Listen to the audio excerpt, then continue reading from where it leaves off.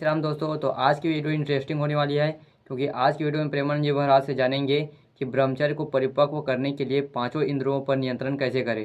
तो वीडियो को पूरा देखना, और वीडियो अच्छा लगे तो लाइक और चैनल को सब्सक्राइब कर देना, क्योंकि ऐसी वीडियो हमारे चैनल पर आपको मिलता रहेगा।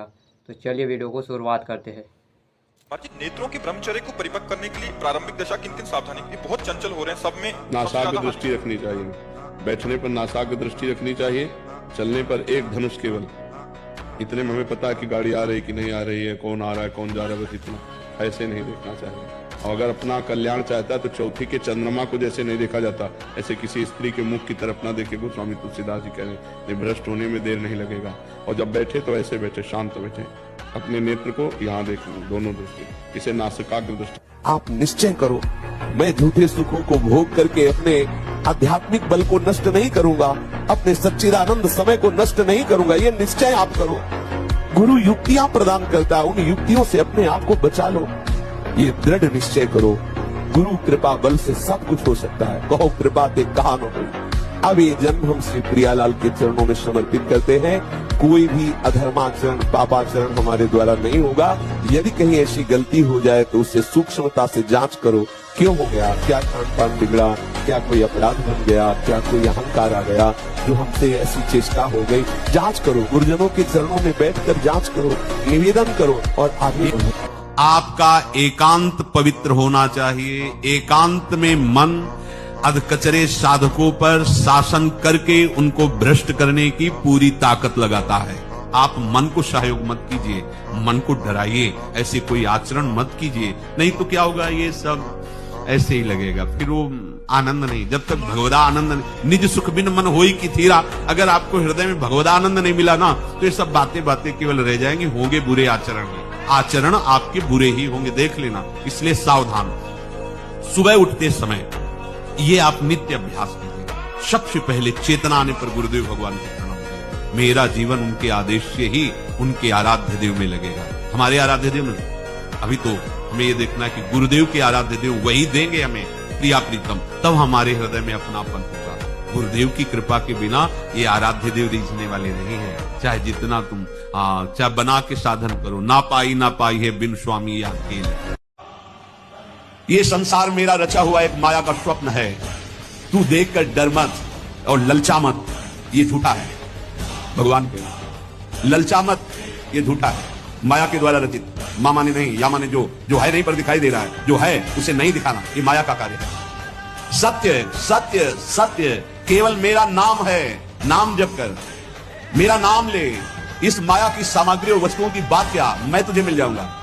मायापति भगवान कह रहे हैं, नामानंद सागर में तुझे डुबो दूंगा। मेरे सिवा जगत में जो कुछ दिखाई दे रहा है ये नहीं है, मैं ही हूं। मैं पूर्ण का पूर्ण हूं, मैं ब्रह्म की प्रतिष्ठा हूं, मैं शांति की शांति हूं, मैं आकाश को भी अवकाश देता हूं। जिस समय तू मेरा नाम लेकर आंखों से आंसू बहाते हुए पुकारेगा, तेरे अंदर आनंद का समुद्र अपनाएगा और मैं तुझे छाती से लगाए दूंगा। अनुभव कर। ब्रह्मांडानि विनश्यन्ति देवा इंद्रादयस्तथा कल्याण भक्ति युक्तश्च मद भक्तो न प्रणश्यति। चाहे प्रलयाग्नि आ जाए तो संपूर्ण ब्रह्मांडों का विनाश हो जाएगा, इंद्रादि देवतागण भी नष्ट हो जाएंगे, पर मेरे भक्त का त्रिकाल में कभी नाश नहीं होता। मद भक्तो न प्रणश्यति, गीता जी में कहा, नामे भक्ता प्रणश्यति, मेरे भक्त का नाश नहीं। मान लीजिए, जान जाओगे, निहाल हो जाओगे। मन कभी कभी हमको ऐसा प्रेरित करता है,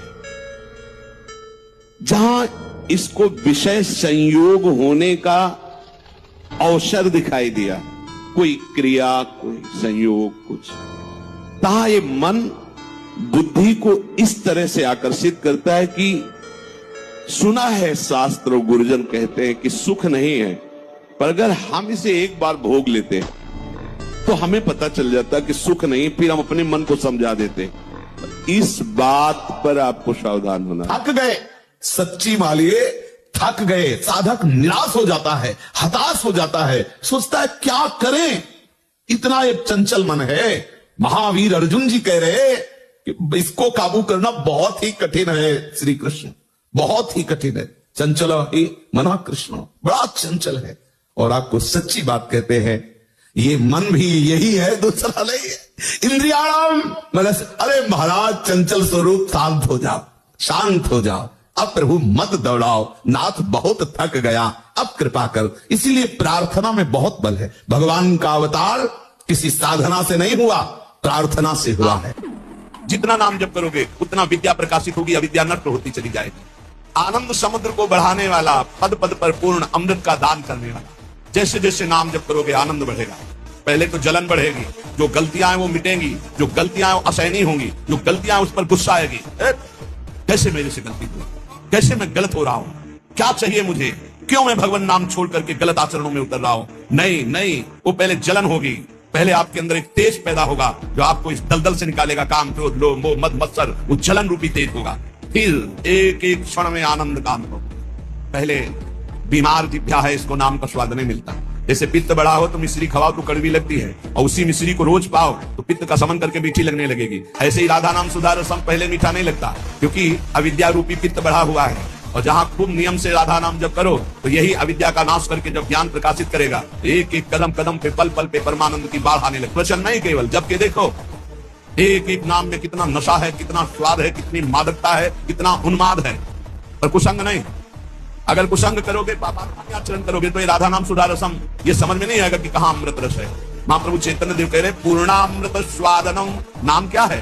पूर्ण अमृत का स्वाद। जो देवताओं को अमृत मिला वो तो ऐसा नहीं है जैसा नाम अमृत है, क्योंकि उसको पी के भी वो कामी है, उस अमृत को पी के भी वो भयभीत है, उसके पीने के भी बाद उनके हृदय में तृष्णा है, ईर्ष्या है, द्वेष है।